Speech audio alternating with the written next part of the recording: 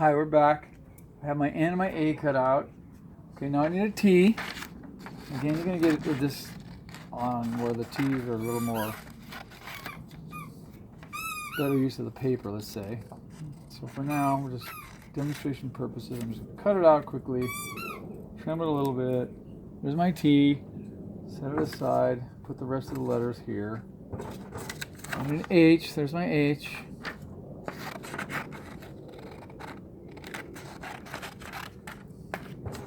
Again, it looks like I'm wasting a lot of paper, which I am. We'll be a lot more efficient when we do it. The ones that I give you. There'll be more letters on the paper. So strictly for demonstration purposes, there's my H. I have another A. I actually cut the E out, but it looks just like an A. So we'll cut out the A. There it is.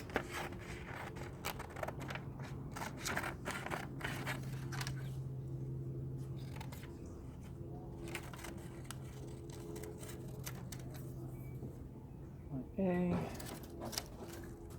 and now I need an N. Lowercase n. There it is. My last sheet of paper. And I'll supply these fonts for you. I have a couple of different fonts for you to use that will work well with this project.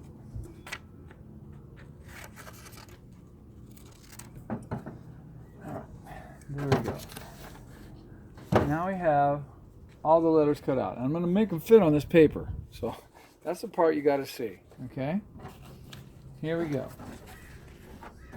Take your letters like this, put them aside, as they're sort of not going to fit on this paper because they're kind of big. So I'm going to make them be a little bit curved.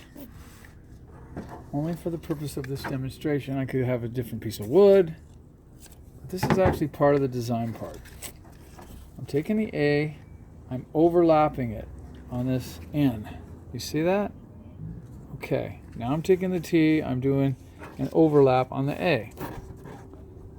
I'm taking this H, so it's kind of curved, going up. A, and you see how they're overlapping and touching and causing them to, I'm going to trim this a little bit so I can see the N a little better. There is times when you have to do that, even though I cut this out quickly. Because of the way you're connecting it. I want this N to be seen. Like that.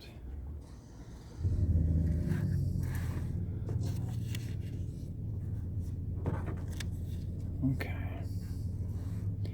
That's how I'm going to design my Nathan. It has a little bit of a curve to it. So it's got kind of an interesting look. I'm still utilizing this size piece of wood.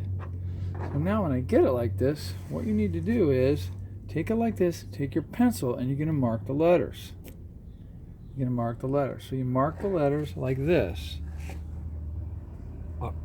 with a line that goes across onto your paper that represents the size of the wood. You hold it carefully, and you do this. You could put letters so you know.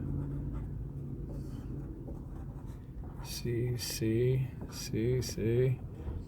Here's my T, and you'll notice they have to be overlapping. They have to touch because we're going to cut it out. It's got to hold together. That's the trick. Okay, D, D, E, E. Okay. Now this may seem like a lot of work, but in the end, you're going to create something. Whoops. F is here. G, G. Whoops, I'm in a little bit of a windy state. Okay. H, H, I. See, I want to make sure I don't want this like floating. It has to be overlapping the A, but I want to see the end, so I'm going to curve it a little so you can see that. J. Okay. Now, I can move all my letters off. This is where you get a glue stick. Glue stick. Take your glue stick, go back, see where this A and this B line up. See how you had that on there before. Take your glue stick. You don't need a ton of it. In fact, you might want to move it around. If you want to change your design a little at the end, you can. But I don't want to use too much glue stick. Put it on there, stick it on the A, stick it on the B. There, I have my N in place. You see that? Just a little glue stick. Now I get my A. Again, they're already marked for me, so I can put them all aside. Doesn't matter if you had a lot of letters. So that's how that's going to look. See how it's overlapping here? And again, I can look to make sure that overlap is still occurring while I'm doing this. Because again, I don't put a ton of glue. We're just using a glue stick, and you can move it. It's movable. Okay, I'm kind of liking the way this is coming out. There's my A. I can move it down a little. Move it down a little. See, I took the time to move it just because I wanted to see a little bit of that N. See that? Okay, A, now I'm going to do my T. Here's my T. Oh, I like the way that fits. So I already got it marked, even though I moved the next one. I was just checking because I moved that A a little down. Again, you can move things around even though you have it marked. Here's my T, so now you see NATH.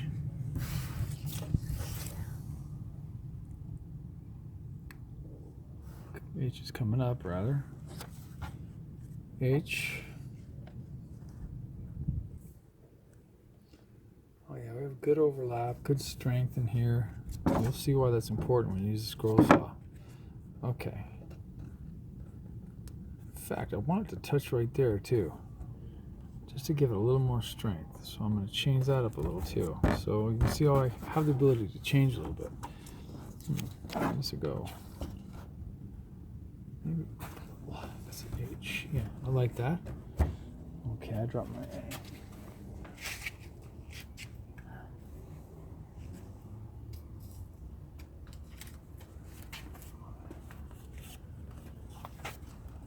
Just gonna do my other A. All right.